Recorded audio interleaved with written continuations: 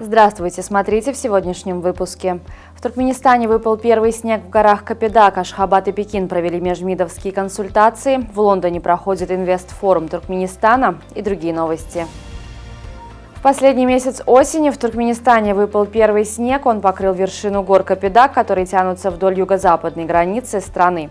Снег выпал во второй половине дня 22 ноября. Осадки были не сильными, но достаточными, чтобы создать зимний пейзаж на фоне голубого неба. Примечательно, что 22 ноября в Туркменистане наступил период, который в народе называют Гарагыш. Это означает самую холодную пору зимы. Она продлится до 7 декабря. В Пекине состоялись консультации между внешнеполитическими ведомствами Туркменистана и Китая. В ходе встречи стороны обсудили ключевые направления развития туркмено-китайских отношений.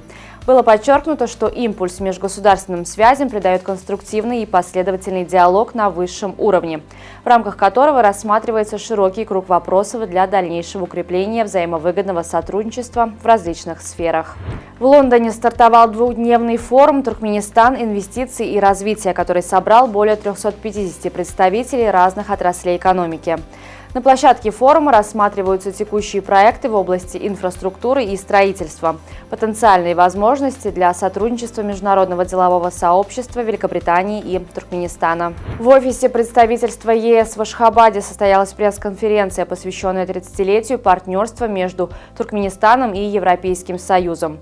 В мероприятии приняли участие высокопоставленные представители обеих сторон, руководители и специалисты проектов ЕС, а также СМИ.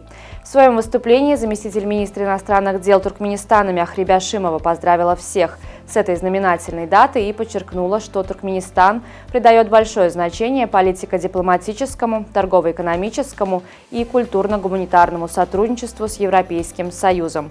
В ходе пресс-конференции участники обменялись мнениями о достигнутых успехах и перспективах дальнейшего сотрудничества. Стоит отметить, что мероприятие было организовано в рамках Дней европейской культуры в Туркменистане. В фонде Государственного музея Государственного культурного центра Туркменистана хранится свыше 157 тысяч экспонатов. Специалисты музея регулярно изучают исторические, этнографические, зоологические, ботанические и другие коллекции, готовят научные отчеты и публикуют статьи в прессе. Только в текущем году в свет вышло более 80 статей по различным темам, связанным с экспонатами и деятельностью Государственного музея Туркменистана. Одна из основных задач музеев – организация временных, тематических и выездных выставок. За этот год Государственный музей Туркменистана организовал выставки в рамках Дней культуры страны в Азербайджане, Республике Корея, Китае, Таджикистане, Румынии, Армении, США и Узбекистане. Калпана Балан из Индии официально стала обладательницей мирового рекорда по количеству зубов среди женщин. У нее их 38/6, больше, чем у обычного взрослого человека. Сверхкомплектные зубы начали расти у Калпаны в подростковом возрасте. Они не причиняют ей боли, но доставляют неудобства, так как между ними часто застревает пища. Родители девушки были шокированы, когда увидели, что у нее режутся лишние зубы, и настаивали на их удалении. Однако девушка не решилась, так как боялась сделать процедуру. Бренд Redmi, принадлежащий компании Xiaomi, достиг исторического рубежа, продав более миллиарда смартфонов за последнее десятилетие. История Redmi началась в 2013 году, когда Xiaomi представила новую линейку продуктов, ориентированную на предложение высококачественных смартфонов по доступным ценам.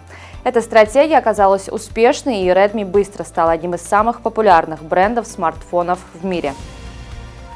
Информационный центр Федерации Кураша Туркменистана обнародовал расписание соревновательных дней в рамках 14-го чемпионата мира по этой поясной борьбе, который пройдет с 23 по 28 ноября в Олимпийском городке Ашхабада.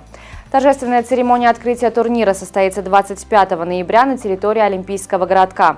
Основные соревнования пройдут 27 и 28 ноября в спортивном комплексе боевых искусств. Билеты на турниры реализуются в кассах на территории Олимпийского городка, в торговых центрах Биркарар и Ашхабад. Цена одного билета – 25 манатов. На сегодня это все. Желаю вам хорошего завершения дня. Увидимся завтра. И не забывайте, что Туркменпортал – ваш самый надежный источник новостей.